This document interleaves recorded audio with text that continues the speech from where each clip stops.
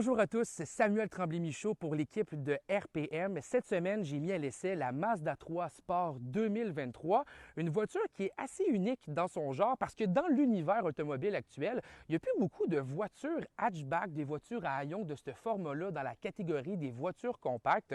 On pourrait penser par exemple à la Toyota Corolla hatchback, à la Subaru Impreza hatchback ou encore à la Honda Civic à haillons. Dans tous les cas, je pense que la Mazda 3 tire bien son épingle du jeu dans l'environnement des voitures compacte parce qu'elle offre quelque chose d'intéressant derrière le volant et surtout, elle se décline en plusieurs versions pour plaire à un plus grand nombre possible de conducteurs sur la route. Donc, d'office, on peut avoir la Mazda 3 équipée d'un moteur 4 cylindres de 2 litres qui va développer 150 chevaux et 155 pieds-livres de couple. Il est possible ensuite d'aller chercher un moteur de 2,5 litres qui est un petit peu plus performant, qui va offrir 191 chevaux et qui peut être jumelé à une boîte automatique à 6 rapports ou à une boîte manuelle à 6 rapports. On peut également opter pour un moteur de 2,5 litres turbo, un moteur qui va développer 227 chevaux et 310 livres de couple lorsqu'il est rempli d'essence à octane 87.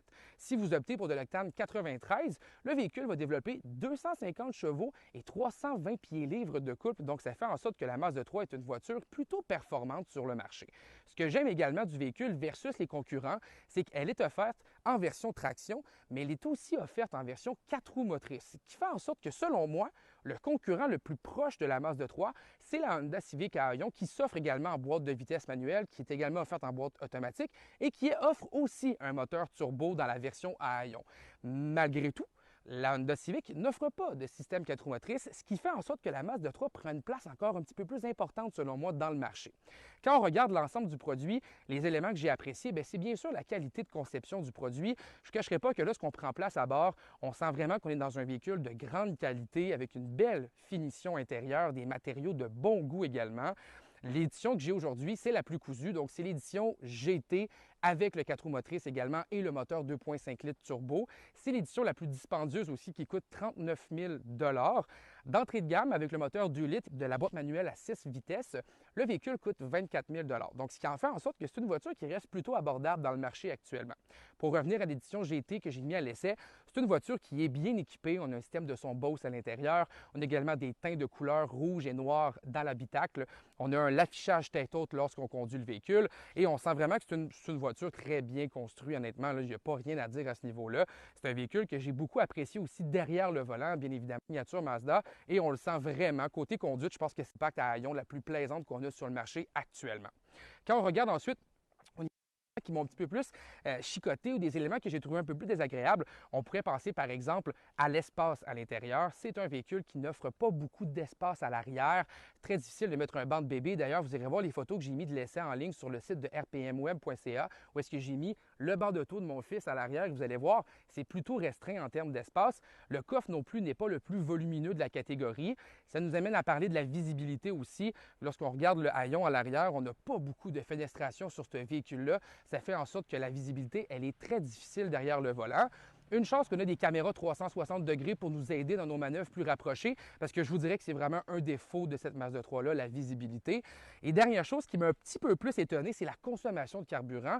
C'est sûr que j'avais l'édition la plus performante avec le moteur 2,5 litres turbo, 4 roues motrices et la boîte automatique, mais j'ai réussi à enregistrer dans le meilleur scénario une consommation moyenne de 9,2 litres au 100 km. Et ça comprenait un aller vers Québec à Montréal, donc de la grande route. On avait une combinaison aussi de conduite urbaine qui m'a amené à 9,2 litres, ce qui est honnêtement est très élevé quand on compare aux autres véhicules sur le marché.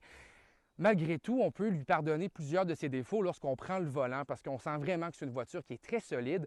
Je pense que la Mazda 3 Sport remplace aujourd'hui la défunte Golf qui était à l'époque une voiture de référence en termes de plaisir et de coût d'acquisition, donc pas trop cher à acheter pour avoir beaucoup de plaisir. Chez Volkswagen, on n'a plus la Volkswagen Golf d'entrée de gamme. On offre maintenant seulement la version GTI et la version R de la Golf qui sont beaucoup plus dispendieuses. Donc, quand on regarde l'ensemble de l'œuvre, je pense que la Mazda 3 devient un produit qui peut devenir très intéressant pour plusieurs personnes en quête d'un véhicule agréable derrière le volant. pas trop gros non plus, donc des belles qualités urbaines, mais qui reste encore une fois peut-être pas le meilleur choix familial. Donc si vous pensez avoir un véhicule pour avoir beaucoup d'espace, je ne pense pas que c'est la version la plus intéressante. Il existe aussi la Mazda 3 Berline, une voiture avec un coffre à l'arrière qui offre selon moi une meilleure visibilité parce qu'on n'a pas le gros pilier là, qui fait justement office d'obstruction visuelle à l'arrière.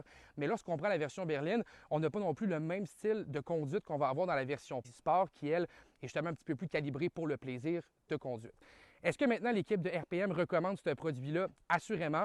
C'est un véhicule qui a montré sa fiabilité dans les dernières années. C'est un véhicule qui s'est montré fort agréable derrière le volant. D'ailleurs, a fait partie du top 3 des voitures compactes selon l'équipe l'année dernière en 2022. Donc, c'est un produit qui reste encore très actuel et assez unique dans le marché.